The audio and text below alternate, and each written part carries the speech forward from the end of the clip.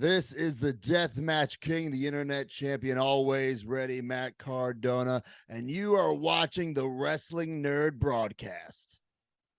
You're watching the Wrestling Nerd Broadcast. Now here's your hosts, Tom, Nick, Ryan, and Dave. It's you, it's me, it's N.R.D. It's you, it's me, it's N.R.D. Uh-huh. Let's start the show. That is right, ladies and gentlemen. It is you, it is me, it is THNR&D. And this is it, the historic 100th episode of the Wrestling Nerd Broadcast. It is a monumental show. It is a big show. And for the biggest episode we've ever done, we had to have the biggest guest we've ever had, ever wanted. We've talked about this from the first episode we ever did. So please welcome this week's guest to the Wrestling Nerd Broadcast, the $1,000 Broski and the Deathmatch King and Internet Champion, Mr. Matt Cardona. Matt, thank you so much for coming on the show. Thanks for having me. I know it's been a long time coming. I didn't know I'd be getting interviewed by a puppet, but it is what it is. First time for everything, I guess. The puppet world loves Matt Cardona. Yeah, baby. They really do. The puppet, you have a big following in the puppet world, but we won't talk about that today. We're here to talk about figures and toys and brawlers alike. So the first question, want to take you back, unfortunately to 2020, you get released by WWE, but then the following month in what is arguably one of my all-time favorite crates, the PWT crate for top sellers in May of 2020, your Stomp Brawler is the micro brawler in that crate. Oh, yeah, I love that brawler. So how does that come to be? Because obviously this takes time to make. So were you still under contract with WWE when they reached out to you? Did you reach out to them about wanting it made? How'd that all come to be? Yeah, so to back up, Brian Myers and I, while we were in WWE, started the Major Wrestling Figure Podcast. We had pitched it to WWE as whatever it was going to be called, the Zach and Kurt Figure Podcast, right? They wanted nothing to do with it. They saw nothing in podcasts. They saw nothing in collectibles. So we decided, hey, we're just going to do it on our own using our real names, Matt and Brian. And I learned from Z True Long Island Story, my YouTube show over a decade ago, that anything you create, whether it's their idea or not, if you're using the WWE IP, the intellectual property, it instantly becomes theirs. So everything I did for Z True Long Island Story, even though I wrote it, filmed it, funded it, it's theirs. I don't own any of that.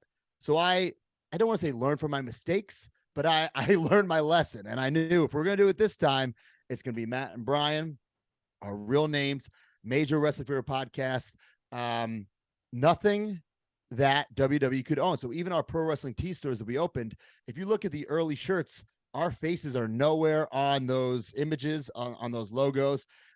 We even made wrestling figures with masks on through Ringside Collectibles. We were definitely walking the line, and we weren't hiding the fact that we were doing this from WWE. I mean, WWE knew. We would tweet about it.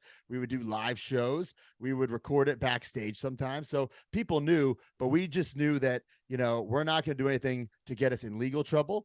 But when these, to fast forward, when this crate idea came about, we're like, well, technically it's Matt and Brian, even if you look at the packaging, it says Matt Cardona, Brian Myers.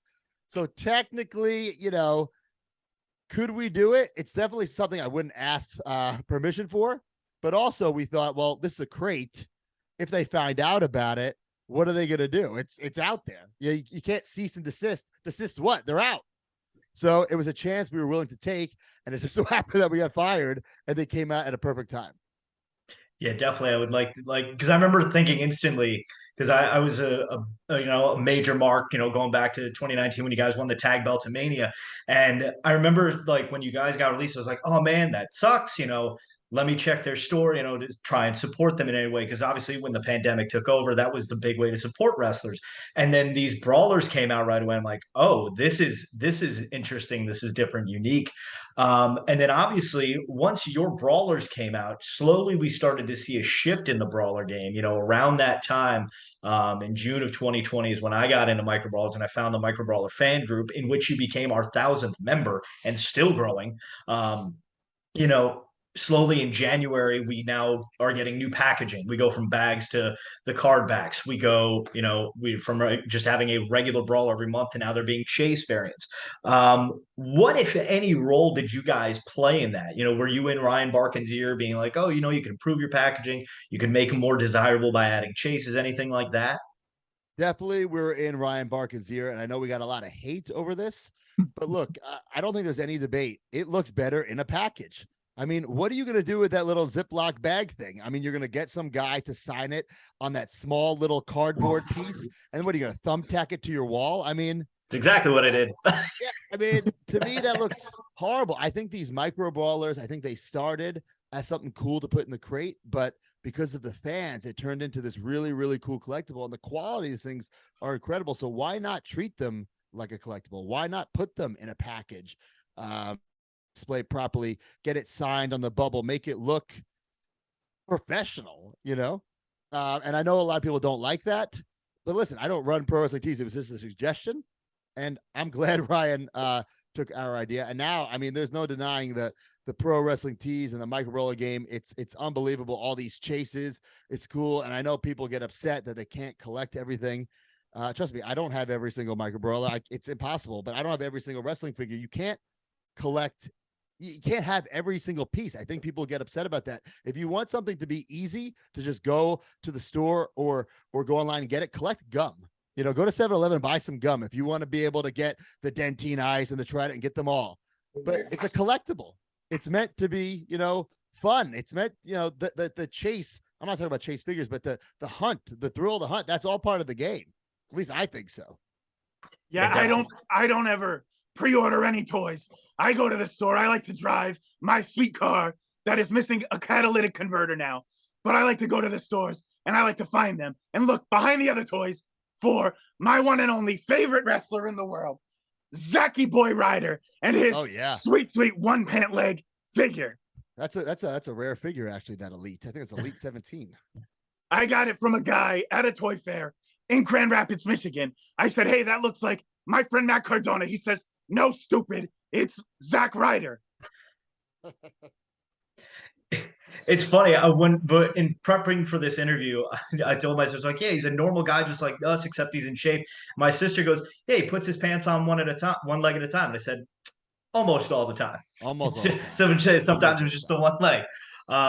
But yeah, so you talk about how you guys, receive a lot of, flack or whatnot. What do you, because a lot of the people in the Micro Brawler fan group do like to watch his show. So we'd like to give you the platform to just say whatever you want to anybody who has given you any flack or hate for what they may say is oversaturating the market or ruining Micro Brawler collecting for that matter. I mean, it's collecting, right? You got to make your own rules, what you want to get. If you're a completist, if you need to get every single one, and now you don't want to buy every single one, and you think that's my fault, then I'm sorry. It's not my fault. This was growing. If you're a true fan of the line, in my opinion, you should want the line to grow. You should want more figures available. You should want the figures to be sought after. You should want some of the figures to have value. And I'm not saying they should all be hard to get. I'm not saying they should all be valuable. That's not how it should be. There should be some that are very, very easy to get. But I do think there should be some that are very challenging to get. For instance, I got a lot of hate over the wedding micro brawlers that I made. Oh, you got them. There you go. Yeah.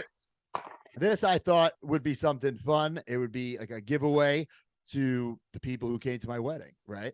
But there was these people who were DMing me and sliding into my DMs and messaging me, hey, can I buy them? I'm like, listen, they're not for sale. These are gifts, thank you gifts for coming to my wedding. And if there's any extra, sure, I'll put them up. But the people who are hounding me, all right, I put ridiculous price out there and some people paid. That's on them. So did I expect them to keep that high, ridiculous value? Absolutely not. And after the wedding, when I had extras, I think I put them up for like $100 for the set, which I think is perfectly fair. Also melted down the roof. Yeah, that almost melted everyone that day. But I must say this: as a wedding DJ on my free time, these are some of the coolest favors I've ever seen. Like nobody wants M&Ms with a couple's face on it. I'll just say that right now. These are much better, and we're very glad that Uncle Tony got some brawlers. So yes, he did. Yes. I'm curious. Have you gotten any pictures? I mean, the wedding favors, do people take them on vacation, pose them? Have you gotten any pictures like that? No, I haven't gotten that, but I do know, like Smart Mark Sterling, for instance, he was at the wedding and he saw a bunch of people, they were just leaving the bags of the brawlers behind, and he was just taking them and selling them. Very smart man. To say it's smart business. We may have joked on the show about getting a waiter as an inside man to infiltrate them. Yes, there may or may not have been discussions of like an Ocean's 11 plan at one point to get into the wedding somehow, but Oh my God. it didn't happen, unfortunately. I offered my DJ services, but you probably had somebody way better than me. But so also, by the way, happy early anniversary for your wedding. Thank you. We know It's it's an coming up. anniversary of the Brawlers as well. Yes, maybe it we is. should do some repates Oh, on your anniversary. Imagine the heat I'd get for that. Oh man. Listen, as long as we get on the deal ski right there, we're all for it. So speaking of little hints or whatnot, we heard listening to the Major Wrestling Figure podcast that there may be a new Major Wrestling Figure podcast crate coming out. We know you came out with that last year, that included the Macho Man and the referee. Is there any truce to another major crate coming out possibly? Yes, 100%. It will have 2 brawlers, and yes, there are chases. Ooh, do you have an idea of when they'll be coming out, or when they'd go for pre-order? Hopefully soon. I will say this: it's not new characters, but it's new molds. Ooh, So I'll let people speculate on that. So we're not getting an Uncle Tony brawler. Damn. No, All right. no, sorry. It's sorry. a 2-pack of Matt and Chelsea holding hands. It's possible. I'm not going to spoil it here, but it's possible. Like a magnet in the hand? You can do The that? Acclaim, No, they no, kind of it's one scissored mold. together. The Acclaim kind of went together. So There you go. maybe something like that. You could. So in addition to the crate and the podcast, every Monday you guys are on Whatnot. So before you guys got on Whatnot, I had never heard of it. So how did you guys wind up getting on that platform and hearing about it? They reached out to us, actually. It's not something I had heard of. Even now, it's kind of still relatively new. There's a lot of other wrestlers on it. Pro Wrestling Tees on it. Colt Cabana, Danhausen. It's a great platform. I love it. I think it's really cool. If you haven't heard about it, what it is basically is like an Instagram Live meets eBay. So, for instance, if I'm selling or you're selling, you have to interact with your fans. They see you, you show them what you're selling, and people are live bidding, and it's really, really fun. And we start all our auctions at 99 cents, and it's pretty much sudden death, 30-second auctions, sometimes a minute. It's really, really fun. Sometimes, we take an absolute hit on something. Sometimes we make some money. It all evens out, but it's a fun way to advertise our podcast, our brand, and also make some extra bucks. Yeah, there's a lot of cool stuff. There's a lot of random stuff there. I was watching last week. You auctioned off your elbow brace, which I said was one of the most practical things I've ever seen auctioned off. I'm hoping that somebody that has an actual injury won that auction. So, yeah, it's cool because some of the stuff is ring worn. We're wrestlers, so we have ring worn stuff, or it's the figures, whether it be figures we want to, flip, whether it's stuff we want to get rid of, or on the road we buy things specifically to sell on Whatnot. Like yesterday, I sold a Young Bucks AEW 2-pack that was on High Spots. I bought it, and you could pay extra for the have it say whatever you want, and I had to say majorwhatnot.com. I thought it was a cool item to sell on Whatnot. I ended up losing $5 on it, but it is what it is, has it blown you away, the reception you guys have gotten and whatnot? Because you're selling stuff, obviously most of it is going for some sort of profit, or at least what market value is on the secondary market. But you see some stuff going for an exorbitant amount of money. Has that taken you by surprise at all? I mean, listen, there are things that go for way more than they should, but on the flip side, there are things that go for way less than they should. So it is what it is. It's the nature of the beast. It all evens itself out. Definitely. I do want to say your guys' Whatnot is so special to me because you're always interacting with us fans and people trying to buy stuff in the chat. And I want to say thank you for that, because that's why I watch. I am too poor to win your stuff. Well, hey, and listen, and that's a great thing too. If you just sit and watch, it's, an hour out of your day, you could pop in for the hour or 5-10 minutes, and you have a chance to interact with, hopefully one of your favorite wrestlers. If not, then go find someone who's on it that's one of your favorites. And it's a cool way to just interact, as a fan or as a wrestler with the fans. There's also giveaways. I'm wearing shorts that someone won. They didn't fit, so I've got the Oh yeah. Taps Blue Ribbon shorts. So there's giveaways too. Watch, Harold, you got to get in the giveaways. Yeah, Big every giveaway. week we have 3 giveaways, and you don't necessarily have to buy anything. Just be watching, and you're eligible to win. And I thank think you, that's Jay- how I got this bad boy. Oh wow, little Zack Ryder retro right there. I was gonna say thank you, JP, for the shorts, by the way. So you talk about the interaction you can have on whatnot, and I want to take it back even further, back to the True Long Line story days. And not a lot of people realize this, but we may not have the internet wrestling boom in a way that we have if it weren't for that. You may not have a show like Being the Elite every Monday if there wasn't Z True Long Island story back in the day. Do you take credit for inspiring this internet generation? It's funny because I do hear from people that I did inspire them, but I think the wrestling and wrestling and social media, it would have happened eventually. I'm not the first person to be on Twitter. I wasn't the first person to have a web show, and it would have happened eventually. I do think that I'm the first person that used the internet to blend my real life and my wrestling character, because before social media, the fans only knew you by what they saw on TV once a week, twice a week, whatever. So for me, I was Zack Ryder, the woo-woo guy. Sometimes I'd be on Raw, losing in 5 minutes. That's all they knew. How could they get behind that? Right. So I took the opportunity to create my own show to show my personality, whether it be my love for figures or pop culture or all the self-deprecating humor. And it worked. It snowballed and it got bigger than I ever imagined it would. And I'm proud of that. I'm proud of the fact that I proved to a pro wrestling company that, I'm going to use this tool to get myself over. If you don't want to use me, that's fine. I'm not going to complain about it. I'm just going to do something about it. And I'm very proud of the fact that I did that and it worked. And I hope I opened up the doors for other wrestlers along the way. Definitely. And to just take it back to 2013 one more time, I would like to say I went to that WrestleMania and I went to Access. It was the first time I ever went. And to let you know that I waited online to meet Ricky Steamboat, to meet 3MB. I met AJ Lee, so many other people. But the longest line I waited on that week was to meet you at the Superstore, whatever they called it in MetLife. So I don't know if this brings any memories back to you. But Oh I had you God. sign a Bud Light Lime 6-pack. Wow. And I remember the people online they were like, well, we've got to check if he's okay signing that. And they're like, he's got a beer 6-pack. He's like, does he have the beer with him? It's in the car. He's like, well, this autograph wraps up in an hour.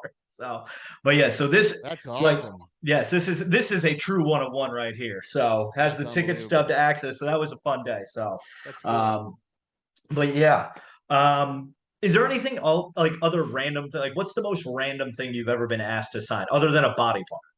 Oh man. One thing I hate signing is just like a plain white t-shirt or something like that. Or in a notebook, that's a blank piece of paper.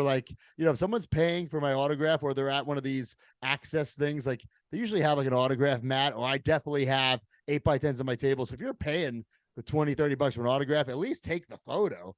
Don't just have it in some notebook. That's just me as a psycho fan of collecting stuff. I'd want a nice 8x10 signed.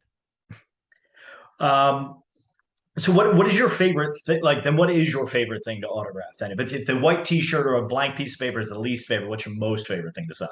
I would say any of our action figures, stuff that we've made, whether it be the Super 7 figures or the Micro Brawler figures, or the Heels and Faces figures, any major pod merch. I really love that. Listen, it's cool to sign a Mattel figure, right? It's cool to have a Mattel figure, and I've been fortunate to have a bunch. But to sign those Super 7s figures that I think are the most accurate wrestling figures of all time. Listen, whether you like the articulation, whether you like how they look, I'm not saying, I can't sit here and say they're the best. That's an opinion. I can say they're the most accurate.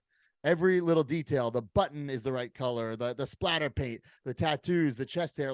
We annoyed the hell out of Super 7, and we made sure those things were absolutely perfect when it came to the detail, because we had the opportunity to do that. When you get a Mattel figure or guys in AEW, they get a Jazzware figure, it comes out and that's it. You have no say in the gear, right? And you know, it's a different world. There's cost cutting measures, there's deco. You got to split the deco cost with the other guys in the set. So sometimes your details might get lost, but these Super 7s, we made sure they were as accurate as possible. So it's fun to sign that. Makina mashups. Makina mashup, that's right. I'm sorry, Harold, did you have something to say? Well, we're talking about favorite things to sign, and I was thinking favorite toys. Matt, do you have a number one favorite micro brawler that is not yours? Ooh, that's not mine. My dad. How about that? Gotta say that, the Bob Cardona, which could not believe it. We made a San Diego Comic-Con exclusive. I think there was like 450 or 500. It sold out. Unbelievable. Yep. Met him at a live event once. One of the nicest human beings I've ever had the pleasure to meet. And I love that you guys just whip it out. My dad. That's cool. There we go. We come prepared. We whip it out for dad. That's right, baby. There's a shirt. Oh boy. Father's Day exclusive. Oh man. But yeah, so you talk about let's talk about the how did that come about? Who pitched the idea of a Bob Cardona micro brawler? Oh, I did. Oh, we wanted to expand the line a bit, make some of our characters guys who probably will never get a wrestling figure or won't get one for a long time. Guys like Roy Fox, friend of the like broadcast, BSK, who may get an AEW eventually, but at the time this is his first figure. Roy Fox probably never going to get a figure again. So, you know, we made a bunch of designs at once and thought of a way to kind of spread them all out. So like, I think Chelsea sold hers on her own site.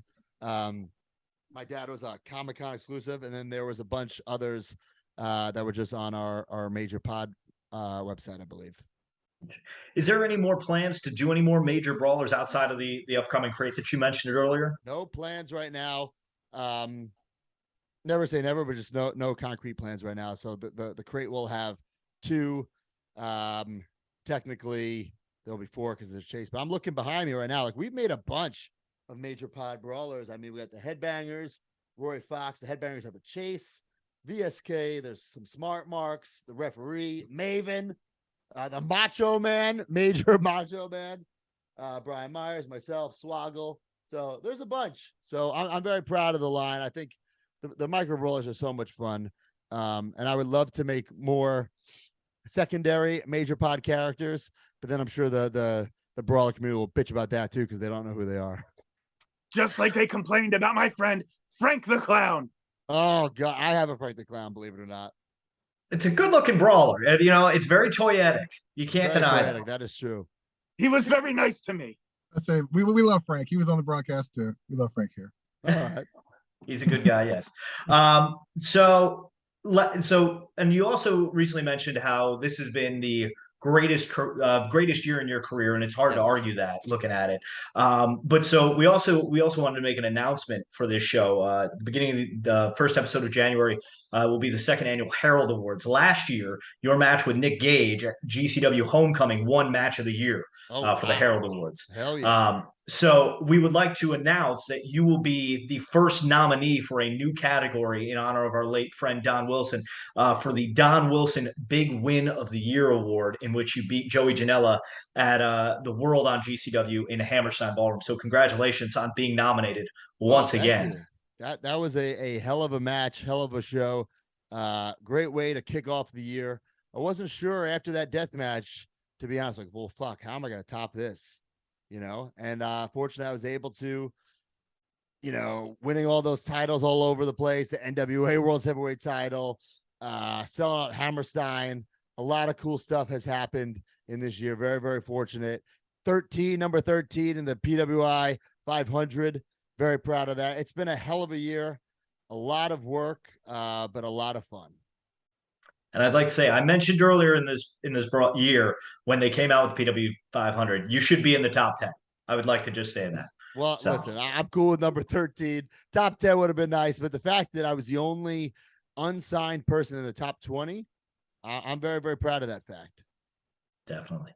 We actually did a live podcast after your death match with Nick Gage, and one of our members, Lindsay, shout out to Lindsay, she was in attendance and called in from there, and she's sitting there talking to us, talking about, oh, there's blood, his blood smeared all over this wall. Yeah. It just sounded like it was complete pandemonium in the place. And I'm glad Nick Gage finally has a proper micro brawler, not that pint-sized bootleg bullshit.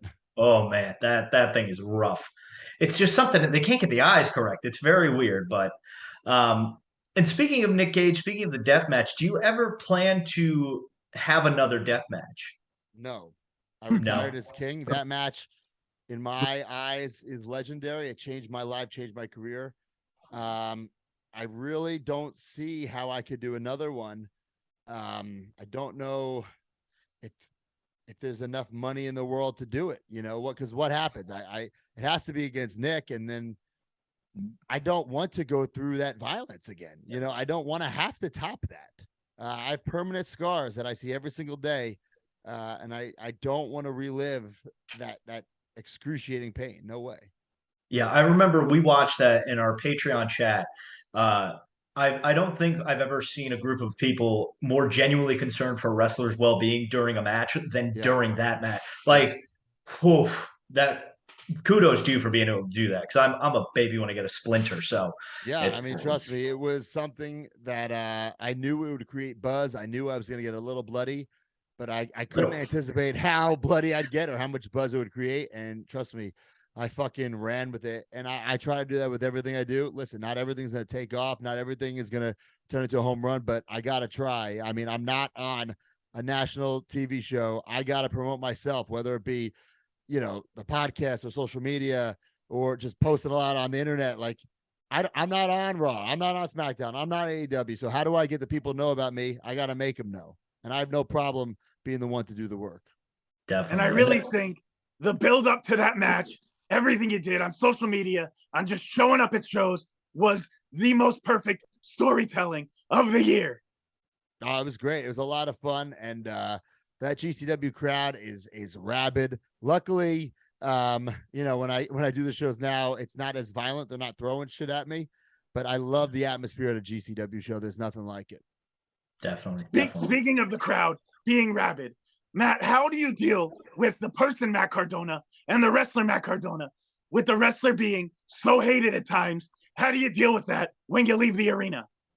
I mean, I love it. I don't want to be, I don't want to be the bad guy that people secretly like. I don't care. I don't want to be cool. I want the people to genuinely dislike me. So it's a lot of fun playing, I guess, this character, this version of myself, because for so long I was this happy-go-lucky white meat babyface. But of course I wanted to flip off some asshole who said something stupid on Twitter or to my face. But now I can, and there's nothing anybody can do about it. I was gonna say, do people wait on your meet and greet lines just to flip you off? 100 people pay money to flip me off, and I don't care. Give me the money, man. Give me the cash, pal. Speaking of money, speaking of cash, I'm gonna try and make a deal with you right now. See if you'd go for it. Okay. So I've been trying to sell my Samoa Joe micro brawler Chase. Okay. Would you have any interest in it by chance? Zero. Okay, so we're not gonna make a trade. Worth a shot. No. Nobody wants that Chase. I mean, no offense to Samoa Joe. I just don't collect current wrestlers in any That's no way, problem. So don't need that. All right, then. So it is still for sale, everyone. Just hit me up on Instagram, Dave See the Voice. We can hopefully somebody will make a deal and take this thing off my hands.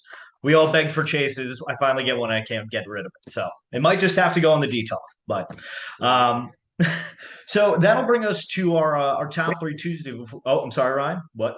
All right. Important questions. 2 questions, if I may, Matt. Okay. I'm eating gummy bears. One, I don't know how to explain this. Pick a color. Red, orange, white, green, pink, yellow. Green. Okay, that is Matt Cardona's pick.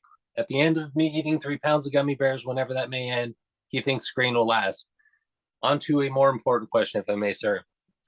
WrestleMania 12. I was there live in person. Yes. I got to see the Warrior take out Triple H. I was torn, but even more than that, I was torn of the 60-minute Iron Man match. Yeah.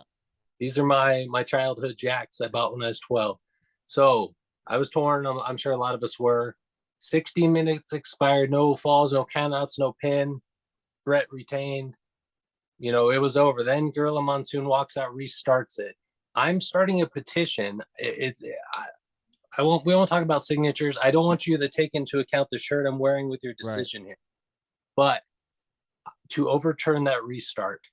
It wasn't in the contract. We're trying to see. I want to get a hold of Sterling and see, because they won't show me the contract. I'm sure it wasn't in there. So it was over. I was wondering if you would sign my petition to overturn that decision. Brett retains. I'm down with that. Going into that match, I wanted Sean to win. I was a big fan of the boyhood dream and all that story. But then throughout the match, Brett just turned. I went back to being a hitman guy. I wanted Brett to win. So yeah, I'll sign that petition. Unacceptable. You're like the first person to ever sign it. Yeah. No. There's Ryan, his parents, and now Matt Cardona on the Frank signed it. Frank the Clown signed it. Someone else, maybe. I don't know. It's okay, Ryan. One day you'll get past 5 signatures, I promise. But that'll bring us to our top 3 Tuesday to end our discussion with. So I figured, in honor of, unless Matt, do you have a top 3 Tuesday you'd like to choose? I do not. Okay, so then I will go with this. Since this all started around micro brawlers, we will go around with top 3 favorite micro brawlers in your collection. I know that was our first one we ever did, but times change, and I know my collection sure has. So, Matt, we'll give you the option if you'd like to go first or if you'd like to go last. Let me go last so I can think about it. All right. And we'll start with the commissioner of the broadcast, Mr. Harold the Puppet. Harold, who are your 3 favorite in your collection? Number 1, Kazuchika Okada. Number 2, Hiromu Takahashi. And number 3, I gotta say it, he's your friend and mine, Frank the Clown. Oh my God, this guy wants some heat. I just want the color, baby. Nick, how about you? What is your top 3 favorite brawlers in your collection? All right. Well, I don't have my collection. It's a lot easier if I can look at it. But I got to go with Owen Hart, just because that was the first Owen we've had forever. Pretty big deal to me. I'm a big Owen guy. We'll go with Barracuda Mailbox Bomber, Frank Spahick, friend of the pod, just because I love Frank. And we'll go with Matt. I like the 4-pack. That was my favorite. Oh, sweet. Thanks, man. Ryan, how about you? What is your top 3 Tuesday? I don't have my whole collection here. Definitely gonna go RVD. He was a want this year. Not the gear I would have picked, but that's okay. Sober RVD. What's that? I said, are you going Ryan or sober RVD? Not the 420 chase? No. Okay, speaking of that, I've been holding on to this PBR for the day Matt was here. It's a little too early to drink. I took the day off, though, so I'm going to... It's almost 1 o'clock on the East Coast. Crack that baby open, baby. It's like 7 a.m. by you. Yeah, he's in California. I'm California. I'm definitely not going to work after this. So, yeah, RVD, Palm Tree RVD, Scott Hall, which is nearby. Can't find it. And then I'm going to go...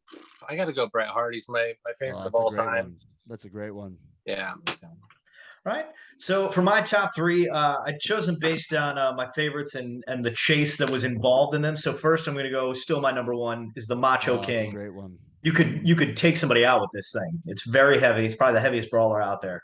And then the biggest hitter in my collection, the British Bulldog. These braids. I just remember SummerSlam '92 was the first pay-per-view I ever watched, and like this is just an iconic look. And then the biggest chase of them all, I'm going to cheat and go with 2. I'm going with the Wedding Brawlers because there you go. they're the only brawlers I own that I have not opened. So wow, I'm just saying that I know the rarity of them. So that is my top 3. So Matt, that leaves us with you, sir. All right. Well, I'm gonna go with the Chelsea Green Wedding Brawler as one of mine. You know, for a couple of reasons. A, it's a wedding brawler. It's a cool idea to have a wedding exclusive brawler. Also, it's my wife, so she's definitely in my top 3. I'm gonna, say my dad again. The fact that my dad got a micro brawler and the fact that it sold out is pretty ridiculous. And then my number 1 is definitely the major Macho Man. The fact that we have a Macho Man figure on major Wrestling Career podcast packaging is pretty damn ridiculous. And when Ryan suggested that, I said, ooh, yeah. Yeah, we didn't have enough already. We got 6, and you popped the 7th in there.